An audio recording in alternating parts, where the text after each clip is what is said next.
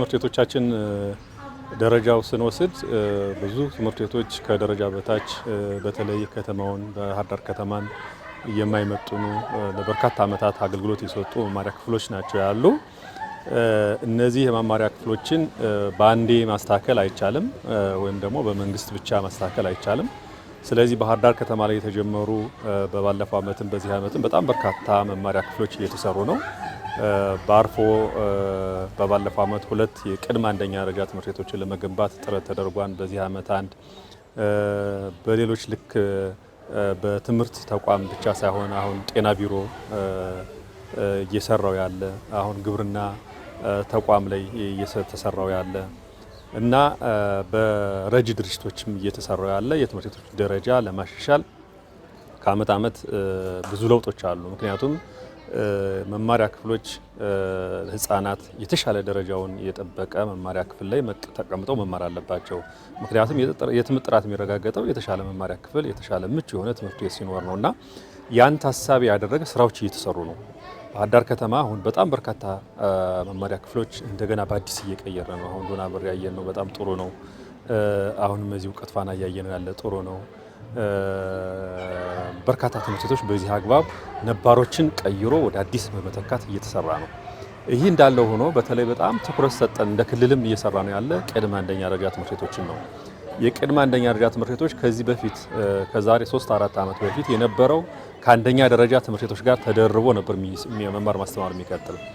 ባለፉት 2-3 ዓመት የተወሰደው ኢኒሼቲቭ ግን ቅድመ አንደኛ ደረጃ ትምህርት ቤት ራሱን ችሎ ተቋም መሆን አለበት፣ ራሱን ችሎ ርዕሰ መምህር መሆን አለበት፣ ራሱን ችሎ መማሪያ ክፍል መኖር አለበት ብለን ስራ እየሰራን ነው። በዚህ መሰረት በባለፈው ዓመት በጣም በርካታ ትምህርት ቤቶችን ራሳቸውን እንዲችሉ ለማድረግ ስራ ተሰርቷል። በዚህ ዓመት በአርፎ እንኳን ከ63 ያላነሱ ቅድመ አንደኛ ደረጃ ትምህርት ቤቶችን በአዲስ ራሳቸውን ጥለው እየተገነቡ ነው። እሱ ብቻ ሳይሆን በማህበረሰቡ በረጅ ድርጅቶች በጣም በርካታ ቅድመ አንደኛ ደረጃ ትምህርት ቤቶች ራሳቸውን ችለው እየተሰሩ ነው ያለ።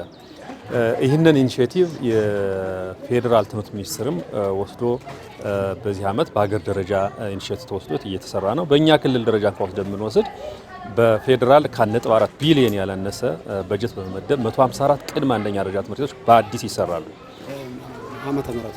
በዚህ ዓመት ይጀመራሉ። አሁን የኮንትራት ውል እየተወሰደ ነው፣ የተጀመሩም አሉ። ግንባታዎች ከ5 እስከ 6 ወር ይጨርሳሉ። እነዚህ ተጠናቀው ሲሉ በፌዴራል መንግስት ከ1.4 ቢሊዮን ያላነሰ 154 ቅድመ አንደኛ ደረጃ ራሳቸውን ይችለው የሚገነቡ ተቋማት ናቸው።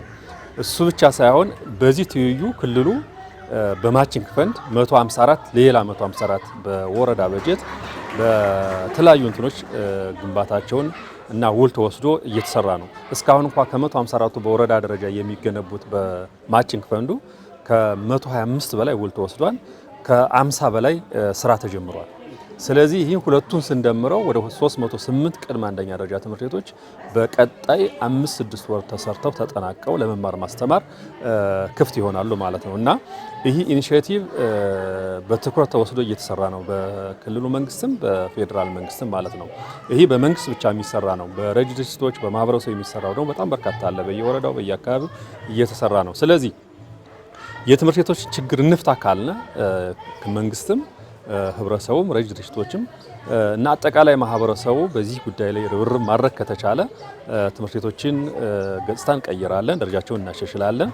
ልጆቻችን የተሻለ ትምህርት ቤት ተምረው ተወዳዳሪ ትውልድ እንፈጥራለን ብለን ነው እየሰራን ያለ። በዚህ አግባብ ብዙ አበረታች ውጤት እየታየ ነው።